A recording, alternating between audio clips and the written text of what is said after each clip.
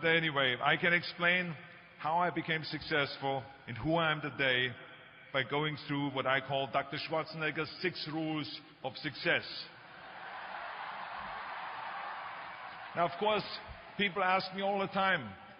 They say to me, what is the secret to success? And I give them always the short version. I say, number 1, come to America. Number 2, work your butt off. And number 3, marry a Kennedy. But anyway. But anyway, these are the short rules. Now today I'm going to give you the 6 rules of success. But before I start, I just wanted to say these are my rules. And I think that they can apply to anyone, but that is for you to decide, because not everyone is the same. There's some people that just like to kick back and coast through life, and others want to be very intense and want to be number 1 and want to be successful, and that's like me. I always wanted to be very intense. I always wanted to be number 1. I took it very seriously in my career. So this was the same when I started with bodybuilding. I didn't want to just be a bodybuilding champion. I wanted to be the best bodybuilder of all times. The same was in the movies. I didn't want to just be a movie star. I wanted to be a great movie star that's the highest paid movie star and have the BAFTA title billing. And so this intensity always paid off for me. This commitment always paid off for me. So here are some of the rules. The first rule is trust yourself. And what I mean by that is so many young people are getting so much advice from their parents and from the teachers and from everyone. But what is most important is that you have to dig deep down and ask yourselves, who do you want to be? Not what, but who. And I'm talking about not what your parents and teachers want you to be, but you. I'm talking about figuring out for yourselves what makes you happy, no matter how crazy it may sound to the people. I was lucky growing up because I did not have the television, or I didn't have telephones, I didn't have the computers and the iPods. And of course, Twitter was then something that birds did outside the window. But I didn't have all the distractions in all this. I spent a lot of time by myself so I could figure out and listen to what is inside my heart and inside my head. And I recognized very quickly that inside my head and heart were a burning desire to leave my small village in Austria. Not that there was something wrong with Austria. It's a beautiful country. But I wanted to leave that little place and I wanted to be part of something big. The United States of America, a powerful nation, the place where dreams can come true. I knew when I come over here I can realize my dreams. And I decided that the best way for me to come to America was to become a bodybuilding champion, because I knew that was my ticket. The instant that I saw a magazine cover of my idol, Reg Park. He was Mr. Universe, he was starring in Hercules movies, he looked strong and powerful, he was so confident. So when I found out he got that way, I became obsessed, and I went home and I said to my family, I want to be a bodybuilding champion. Now you can imagine how that went over in my home in Austria. My parents, they couldn't believe it. They would have been just happy if I would have become a police officer like my father, or married someone like Heidi, who had a bunch of kids and ran around like the Van Trapp family in Sound of Music. That's what my family had in mind for me. But something else burned inside me. Something burned inside me. I wanted to be different. I was determined to be unique. I was driven to think big and to dream big. Everyone else thought that I was crazy. My friend said, if you want to be a champion in a sport, why don't you go and become a bicycle champion or a skiing champion or a soccer champion? Those are the Austrian sports. But I didn't care. I wanted to be a bodybuilding champion and use that to come to America and use that to go into the movies and make millions of dollars. So, of course, for extra motivation, I read books on strongmen and on bodybuilding and looked at magazines. And one of the things I did was I decorated my bedroom window, my bedroom wall. Right next to my bed, there was this big wall that I decorated all with pictures. I hung up pictures of strongmen and bodybuilders and wrestlers and boxers and so on. And I was so excited about this great decoration that I took my mother to the bedroom and I showed her. And she shook her head. She was absolutely in shock. And tears started running down her eyes.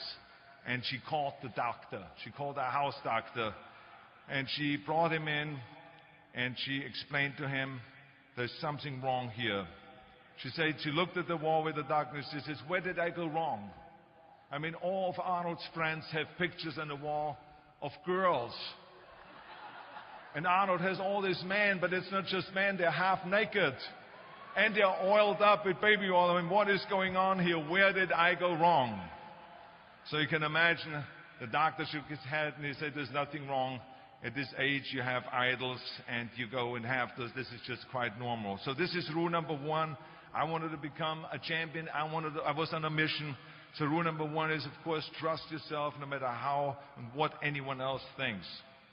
And of course, rule number two is break the rules. We have so many rules in life about everything. I say break the rules, not the law, but break the rules. My wife has a T-shirt.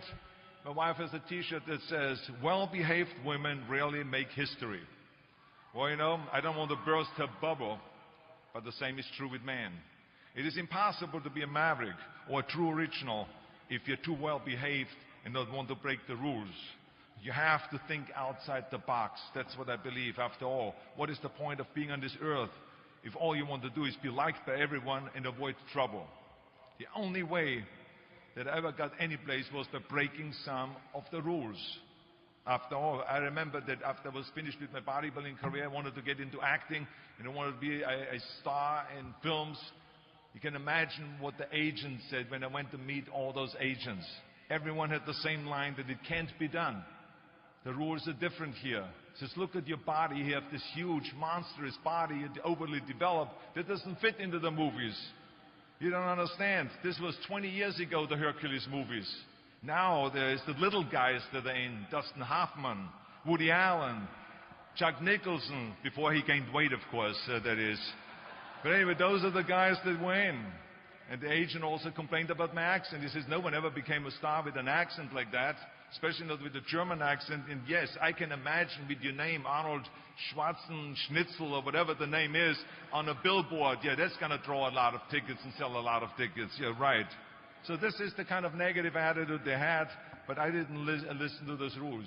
Even though they were very nice and they said, look, we can get you some bit parts. We can get you to be, playing a wrestler or a bouncer. Oh, maybe with your German accent, we can get you to be a Nazi officer in Hogan's Heroes or something like that. But, I didn't listen to all this. These were their rules, not my rules. I was convinced I could do it, that if I worked as hard as I did in bodybuilding, 5 hours a day, and I started getting to work, I started taking acting classes, took English classes, took speech classes, dialogue classes, accent removal classes I even took. I remember running around, a fine wine grows on a vine. You see, because Germans had difficulties with the F and the W and the V. So fine wine grows on a vine. I know what some of you now say is, I hope that Arnold got his money back. But let me tell you something. I had a good time doing those things and it really helped me. And finally, I broke through. I broke through and I started getting the first parts in TV, Streets of San Francisco. Lucille Ball hired me. I made Pumping Iron, Stay Hungry. And then I got the big break in Conan the Barbarian. And there the director said, if we wouldn't have Schwarzenegger, we would have to build one. Now think about that. And then when I did Terminator, I'll be back. Became one of the most famous lines in movie history, all because of my crazy accent. Now think about it. The things that the agent said will be totally a detriment and will be impossible for me to get a job, all of a sudden became an asset for me. All of those things, my accent, my body, and everything. So it just shows you never listen to that you can't do something. And you have to work your way up. Of course, run for something else first. I mean, it was the same when I ran for governor. The same lines that you have to work your way up, it can't be done. And then, of course, I ran for governor, and the rest, of course, is history. They said you have to start with a small job as mayor, and then as assemblyman, and then as lieutenant governor, and then as governor. And they said, that's the way it works in a political career. I said, I'm not interested in a political career. I want to be a public servant. I want to fix California's problems and bring people together and bring the parties together. So, like I said, I decided to run. I didn't pay attention to the rules, and I made it, and the rest is history. Which, of course, brings me to rule number 3. Don't be afraid to fail. Anything I've ever attempted, I was always willing to fail. In the movie business, I remember that you pick scripts. Many times you think this is a winning script, but then, of course, you find out later on when you do the movie that it didn't work, and the movie goes in the toilet. Now, we have seen my movies. I mean, Red Sonja, Hercules in New York, Last Action Heroes. Those movies went in the toilet. But that's okay, because then at the same time I made movies like Terminator and Conan and True Lies and Predator and Twins that went through the roof. So you can't always win, but don't be afraid of making decisions. You can't be paralyzed by fear or failure, or you will never push yourself. You keep pushing because you believe in yourself and in your vision. And you know that it is the right thing to do, and success will come. So don't be afraid to fail. Which brings me to rule number 4, which is don't listen to the naysayers. I mean, how many times have you heard that you can't do this and you can't do that and it has never been done before? Just imagine if Bill Gates had quit when people said it can't be done. I hear this all the time. As a matter of fact, I love it when someone says that no one has ever done this before, because then when I do it, that means that I'm the first one that has done it. So pay no attention to the people that say it can't be done. I remember my mother-in-law, Eunice Kennedy Shriver, when she started Special Olympics in 1968, people said that it would not work. The experts, the doctors that specialized in mental disabilities and mental retardation said it can't be done. You can't bring people out of the institution. You can't make them participate in sports, in jumping, in swimming, and in running. They will hurt themselves. They will hurt each other. They will drown in the pool. Well, let me tell you something. Now, 40 years later, Special Olympics is one of the greatest organizations in 164 countries dedicated to people with mental disabilities and with intellectual challenge.